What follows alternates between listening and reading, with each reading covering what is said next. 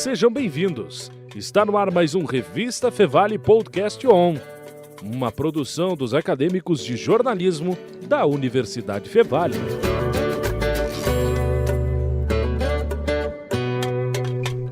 Olá, sejam bem-vindos a mais um Podcast On, seu programa sonoro e visual produzido por nós, acadêmicos de jornalismo da Universidade Fevale. Muito prazer, eu sou o Vinícius Soares. E eu sou a Júlia Klein. E hoje vamos falar sobre automedicação, pois no Brasil aproximadamente 90% dos brasileiros se automedicam, segundo o ICTQ, Instituto de Ciência, Tecnologia e Qualidade. O fator coronavírus acelerou esse fenômeno. Muito bem, neste primeiro bloco falaremos então com Cláudia Seibel, coordenadora da assistência farmacêutica de Novo Hamburgo. Cláudia, tudo bem? Seja bem-vinda. Obrigada. Tudo bem.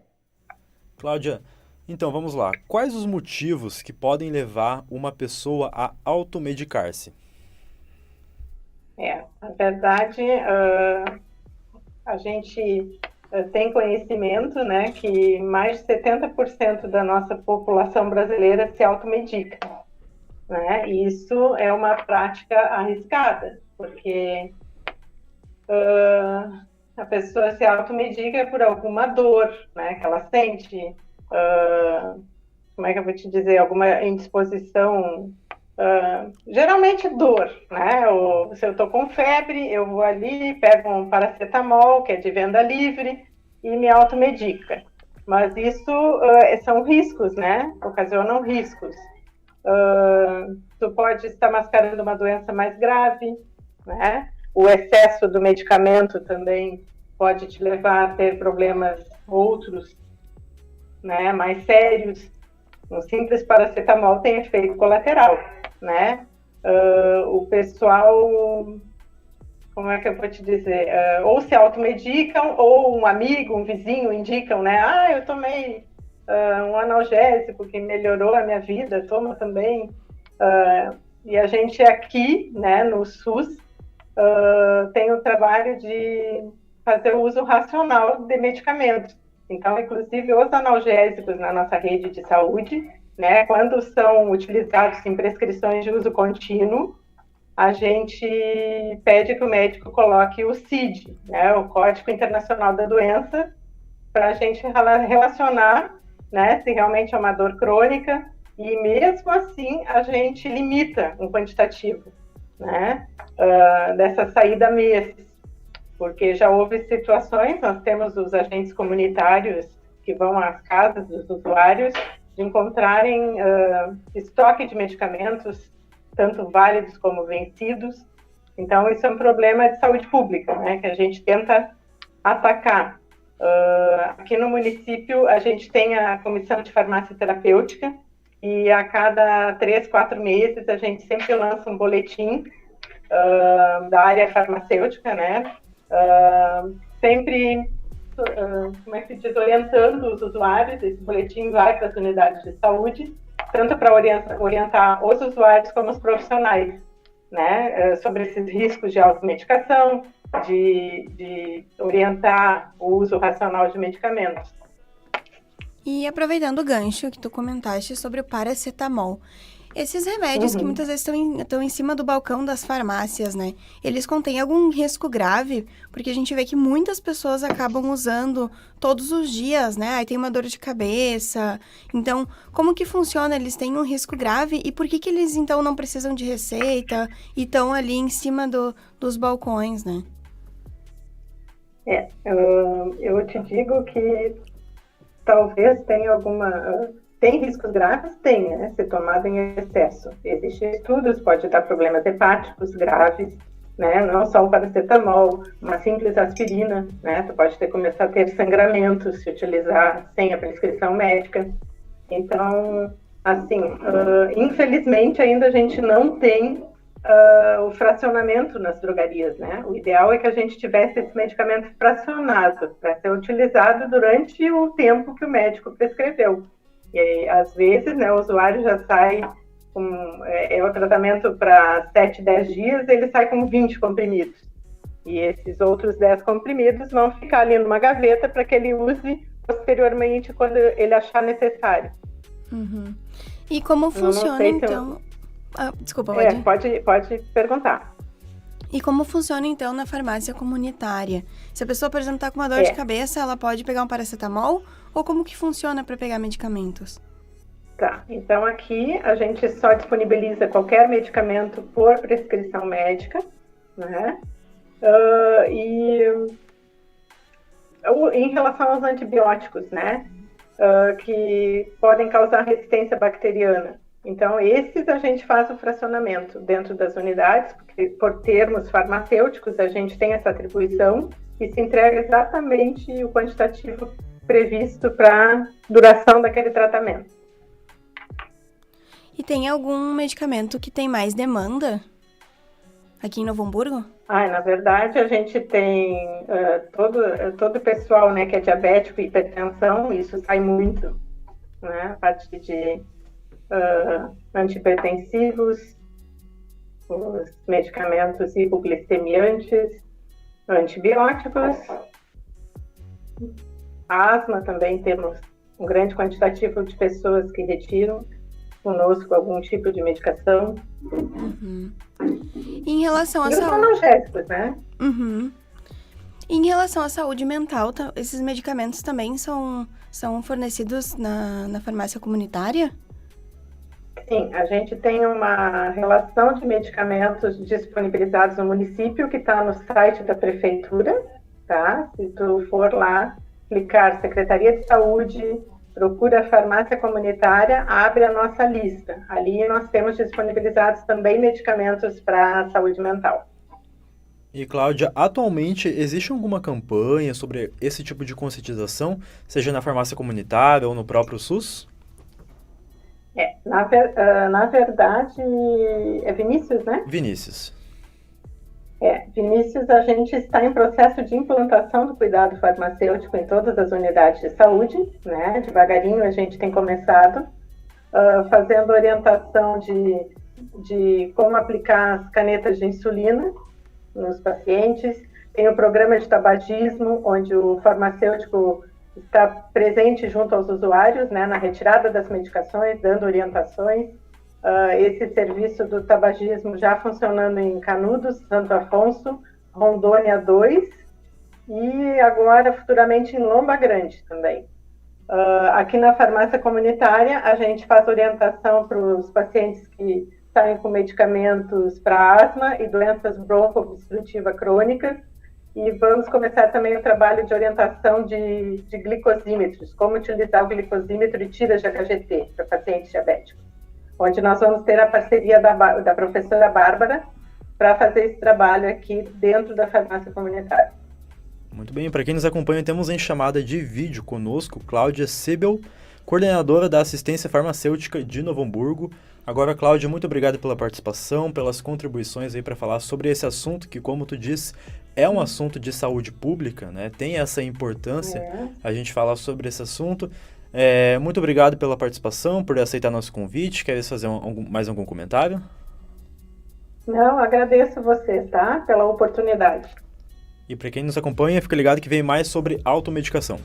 E continuando o assunto sobre automedicação, quem está aqui conosco agora é a coordenadora do curso de farmácia, Bárbara Espanhol. Muito bem-vinda, Bárbara, tudo bem? Tudo bem. Bárbara, quais são os riscos, sejam físicos ou psicológicos, da automedicação? Na verdade, assim, a gente sempre fala que a automedicação, ela tem o principal risco de mascarar problemas que são problemas importantes, né? Então, assim, o grande exemplo sempre é a dor de cabeça. Então, assim, a dor de cabeça, se eu tenho uma dor de cabeça recorrente, ela pode ser ocasionada por diversos fatores. Um entupimento das vias aéreas superiores, desde um problema gastrointestinal, mas até mesmo a pressão alta, um problema muscular. Então, a automedicação, se ela é muito recorrente, se a pessoa tem um problema isso pode mascarar uma doença mais séria. Então, por isso que a gente diz que a automedicação ela é problemática e sempre orienta que fale com algum profissional da área da saúde, pode ser o médico, pode ser o farmacêutico, para que oriente na utilização, no uso racional dos medicamentos. Em termos de uma dependência psicológica, não saberia te dizer exatamente, mas algumas pessoas elas têm assim uma relação muito forte com o medicamento, né? Então, não necessariamente para manutenção da qualidade de vida, mas justamente porque elas sentem a necessidade de tomar aquele medicamento diariamente ou sempre que sentir algum problema, algum desconforto. Então, essa questão é uma questão bem pessoal, assim, né? Que eu entendo o caso a caso, assim, de qual é a relação psicológica com a automedicação. E, professora, receitas caseiras são consideradas automedicação? A gente tem aí os exemplos do chazinho, que a mãe sempre oferece para nós, ou a minha mãe que acaba oferecendo babosa, né? Qualquer corte que eu faço, meus irmãos fazem, passa babosa que tá tudo bem. Isso é considerado automedicação? É considerada, tá? Porque quando se trata de um medicamento, assim, ou de alguma estratégia, a gente sempre acaba dizendo que ela precisa de uma orientação e algum cuidado, uma orientação de um profissional de saúde. Os chás, eles são considerados alimentos, né? Então, a babosa também, para ferimentos, a gente não diz que é um medicamento, a gente diz que é um remédio e tem o seu uso tradicional. Mas tem gente que usa também de uma forma incorreta. Então, tudo que leva ao uso irracional pode ocasionar problemas, né? Assim, claro, a automedicação ela é mais levada em consideração quando se fala de medicamentos propriamente, mas também de uso irracional. E aí, quando se usa chás, emplastros de produtos naturais, assim, de forma irracional, a gente pode considerar que é um problema também. E, professora, durante a pandemia e ultimamente também, no TikTok tem muitas pessoas falando sobre o Zolpidem, né? Alguns medicamentos relacionados à saúde mental, relatando coisas e até muitas vezes indicando, né? Como vocês veem isso e como combater? Porque muitas vezes quem está assistindo vai querer tomar aquele medicamento para sentir aquilo também, ou para dormir melhor. O Zolpidem, propriamente, ele é um medicamento com controle de sensação, tá?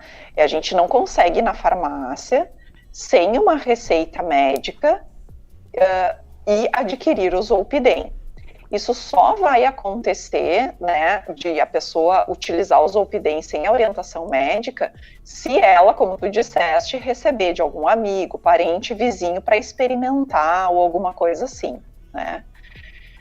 Então, o que a gente precisa orientar que as pessoas que têm a prescrição desse medicamento, a prescrição ela é individual, ela é só para aquele paciente, ela não deve ser orientado, outra pessoa deve ser orientada a tomar a mesma medicação. Até porque o Zolpidem, que é muito utilizado para dormir, né, para pessoas que têm insônia, existem vários outros medicamentos dentro de protocolos clínicos que se podem prescrever, ou que podem utilizar esse medicamento, né.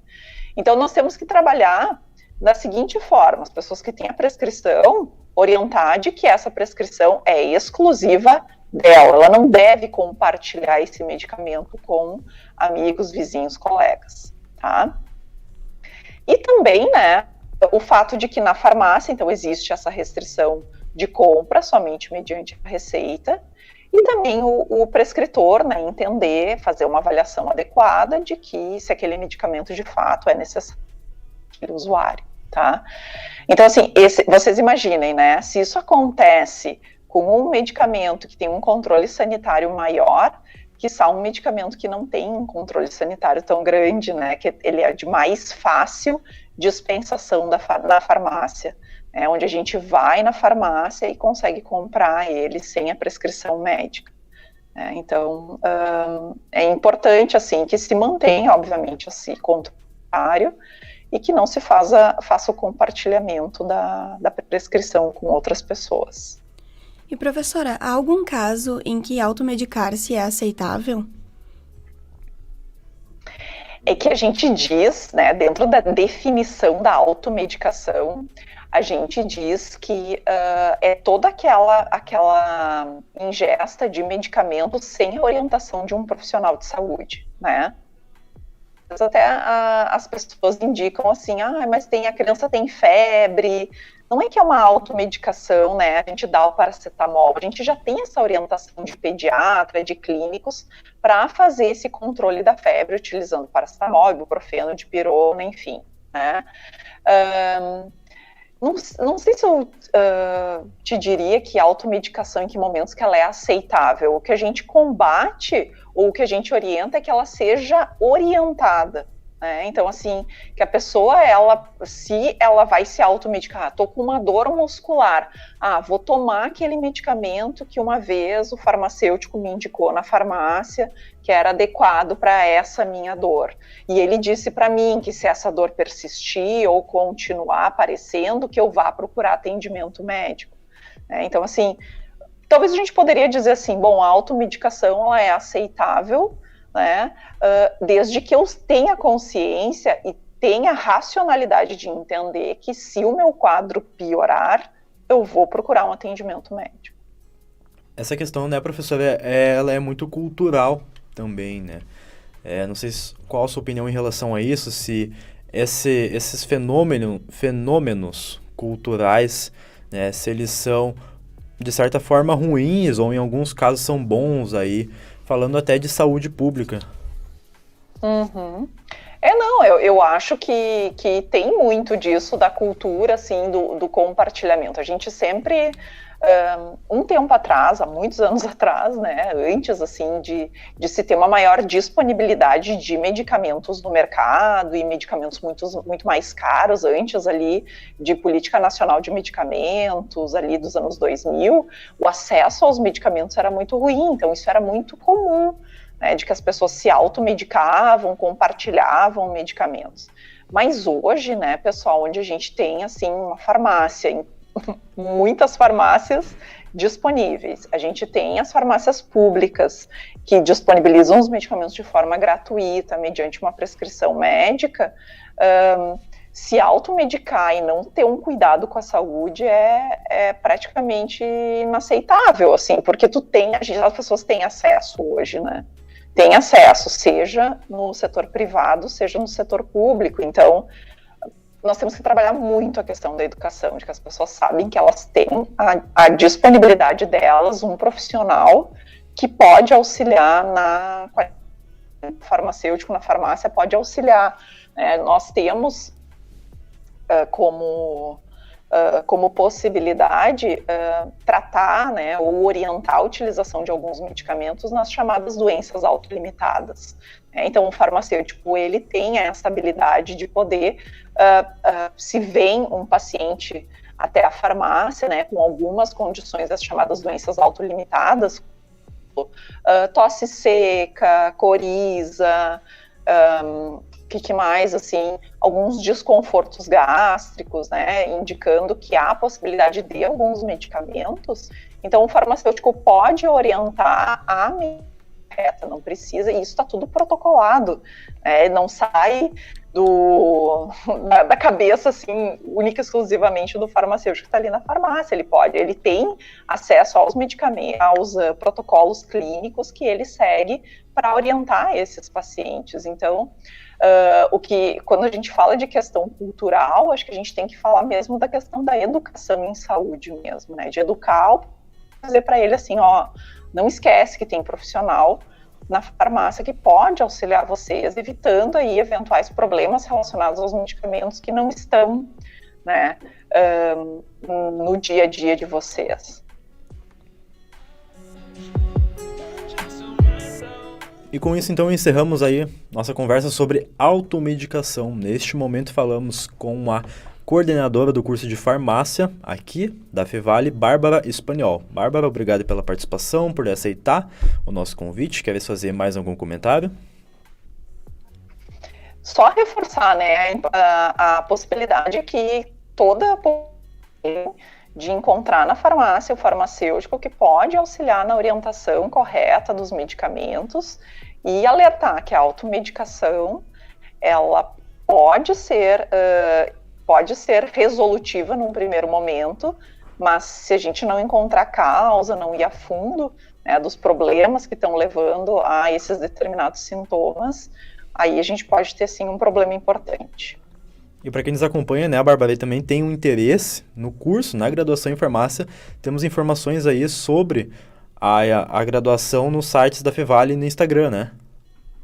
E isso também podem acessar, podem fazer contato comigo através do e-mail farmácia@fevale.br. Eu estou presencialmente no Instituto de Ciências da Saúde também, podem vir me procurar. E na técnica desse episódio, então, ficou o Carlos Pereira, o Rinaldo Silveira, orientação do professor Marcos Santuário e apoio de produção do Júnior Rosário. Nos siga no Instagram, @podcastonfevale e acompanhe a nossa rotina de redação. Se você está pela Fevale e está curioso para saber como que a gente grava e como é a nossa produção, vem aqui até o Núcleo de Mídias Sonoras no prédio amarelo da Universidade Fevale. Valeu, abraços e até a próxima. Você ouviu o Revista Fevale Podcast On, uma produção dos acadêmicos de jornalismo da Universidade Fevale. Muito obrigado pela sua companhia e até mais.